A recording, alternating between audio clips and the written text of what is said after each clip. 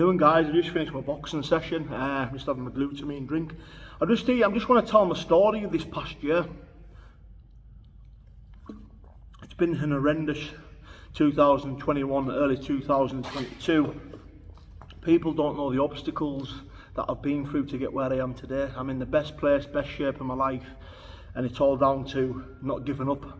I shouldn't be alive, I should be dead. And it all started back in September 2021. I was having anxiety problems, really bad panic attacks nearly every day. And my go-to was alcohol. Before the fight with the lad in November, I never done any cardio for 10 months. So I was actually thinking it was maybe the fitness that was giving me the panic attacks, or maybe not fit. So anyways, we had that fight, had a great fight. And after that fight, I went into the darkest place ever, and I started getting the bad panic attacks again and anxiety. And then in my mind, I thought, something isn't right here. This isn't normal to be having this every single day, because there was nothing really on my mind to be worried about. So after this, in December, I hit the drink. I was on the vodka, the whiskey. I was just drinking every day. I went to my mum's. I was at my mum's for nearly a month, and I was on the drink all the time. And to be honest with you, alcohol, it's like pouring gasoline. It's like pouring gasoline on anxiety. It just makes it worse. And I was just hitting the bottle every single day. Got myself out of shape. I wasn't well mentally, and the drink wasn't making it any better. So anyways, I started training back in January.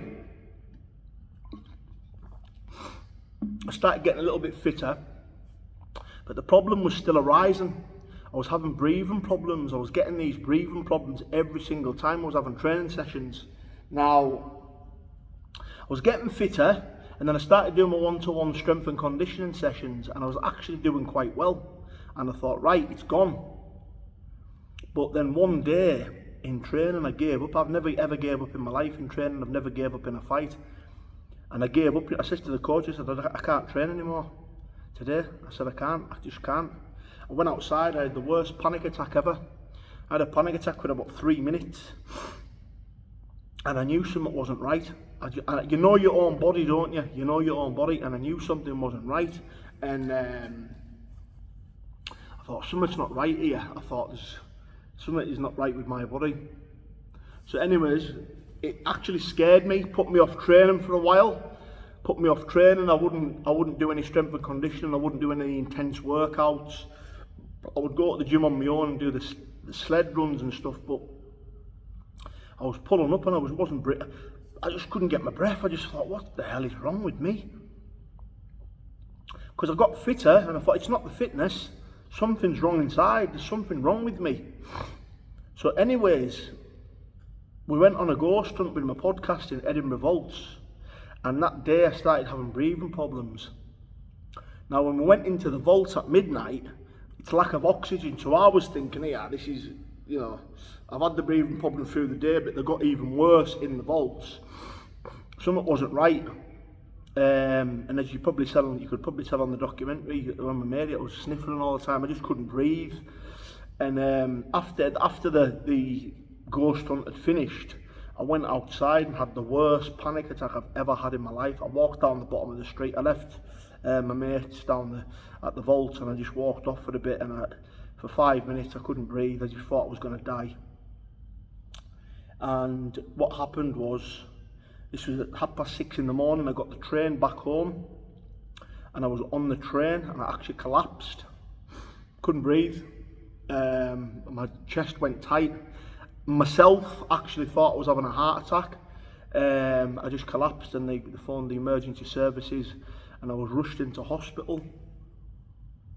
I was rushed in. I was put on a machine. Put diazepam inside me, and they put these tubes. I just turned around and looked, and there was these tubes inside my arteries. They were just checking to see if they were clogged or anything like that. So anyways, I was in there for a couple of days, and they came back with the good news that my heart was healthy.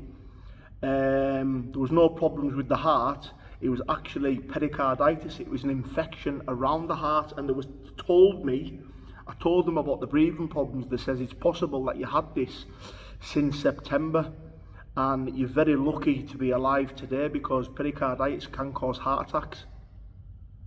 and you shouldn't be training when you have it.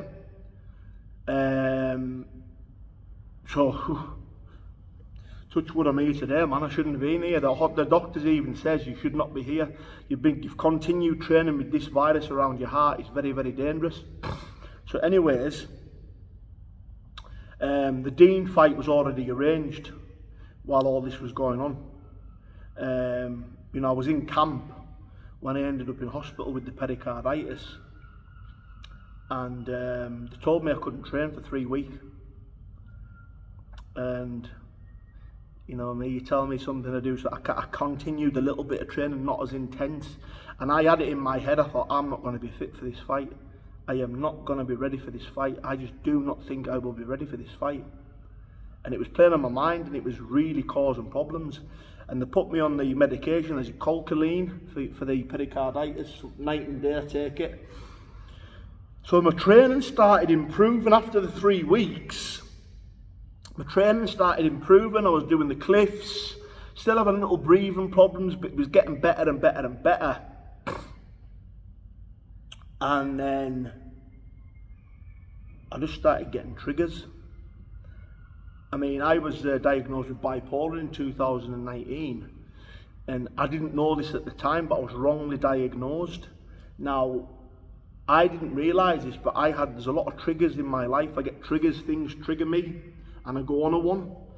And I was hitting the bottle really hard, and this was during the Dean training camp. Now, I never spoke about this because I don't make excuses. Whether I won or lost that fight, I'd have still told the story anyways. But 3 weeks before the Dean fight, I hit the bottle. I was on the vodka, drinking the whiskey, and I attempted to commit suicide. And as you've seen my channel, The Epic Story of Tomorrow, you'll see the cover photo of the dirt track. That was the bridge I was standing on, and my plans were to jump off head first. So what I'd done was I downed a bottle of vodka, and I was drinking the whiskey. I was absolutely out of it. And actually a farmer came up to speak to me, and I've still got to thank him to this day. A farmer came up to speak to me, and we had a bit of a chat. He actually kind of talked me out of it a little bit, but then he went. So then my intention was to do it, and then all of a sudden the police come rushing down the dirt track, and I was took me to the police station for my own self-well-being, and then I was sectioned in Carsview in Dundee, and under the Mental Health Act, and psychologist diagnosed me with the complex post-traumatic stress disorder. Now, when I was in there, I mean, I shouldn't be alive today, man. And the thing is as well, I went through all of this during the Dean camp. This is what this is what I want people to understand. I have overcame so many obstacles, and I got in that fight, and I done my best, and I came out on top. Despite all this, I don't make excuses. That's why I'm telling the story now, because the fight's over with. But when I was in Carsview, I decided to make this channel, The Epic Story of Tomorrow. And that's why I put the cover photo, because it's dedicated to people that have committed suicide and have thought about suicide. And also the epic story of tomorrow means that to me, I wasn't going to be here the next day. It's epic, and it's a miracle that I'm still here today. That's why I've called it The Epic Story of Tomorrow, because I do have a story, and this story is I shouldn't be alive, and I am, and I feel blessed.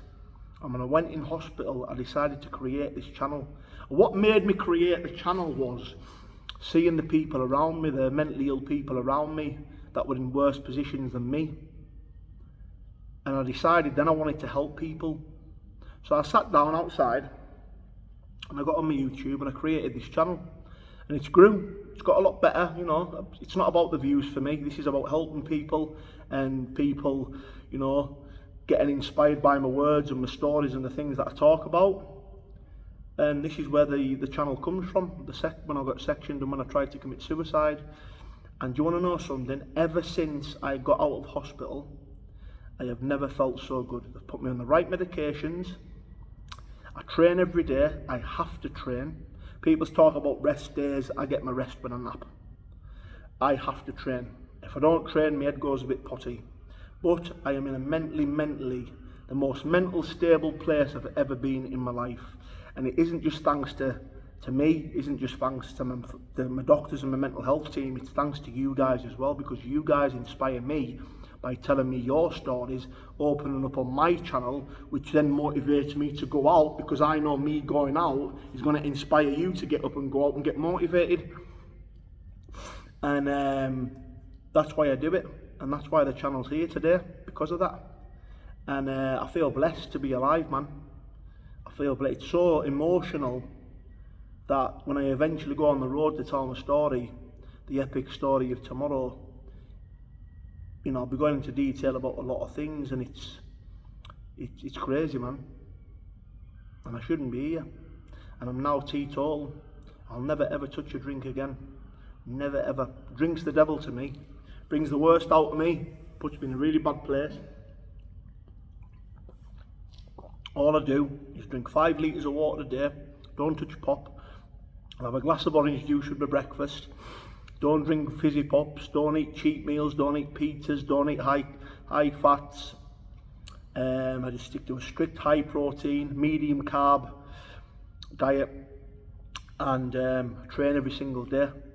And the thing is with me, guys, these are my video diaries. This is what I mean. This isn't a podcast channel. These are video diaries. This is me telling my story, but also you guys are connecting with it because you understand what I'm talking about, because you know what I'm saying. You know, there was one stage I was having nightmares. I was waking up in the middle of the night, man, with bad thoughts in my head. And the reason why I've changed my whole lifestyle is because I never ever want to be in that dark place again, because I was so close to not being here. I never ever want to be in that place again. My channel is here to help people, because I do not want people taking their lives. I want people to get motivated. This is what I'm trying to do. I'm trying to get people to get motivated, right? Early, every day. I'm telling you, it fucking changes your life. It really changes your life. Getting up early every single day. And this is my method, the Decca Heggie method of waking up in the cold shower. When you're tired, when you're groggy, your medication's made you tired, you can't get out of bed, force yourself into that cold shower. It wakes you up, it stimulates your mind, it gives you the spring in your step. And then I'm off to the gym. And that's it. And that's my every single day routine. And I've become a loner. I don't hang around with many people, with not anybody really. People might say it's a sad life. To me, it's a peaceful life. Less drama. I'm full of positivity. I'm full of joy. I'm full of love. I've got no bitterness towards anybody. I forgive everyone for the things that have happened. I don't want any trouble. I like to bare knuckle fight for sport. I enjoy it. It's my escape. I actually enjoy it. That's why I've got myself really fit and just focused and ready to go. I mean, I enjoy the sport of bare knuckle fighting. I also enjoy acting in films. You know, hopefully get an agent and get back into movies. Get the podcast back on the way. Get the documentaries going. I just think the only way is up now. And I've got through the worst. So listen, guys, thank you for listening to me. God bless to you all, and like, subscribe to the channel, and thank you for listening to me, guys. I really appreciate you all, and come on, warriors, we can do it. God bless.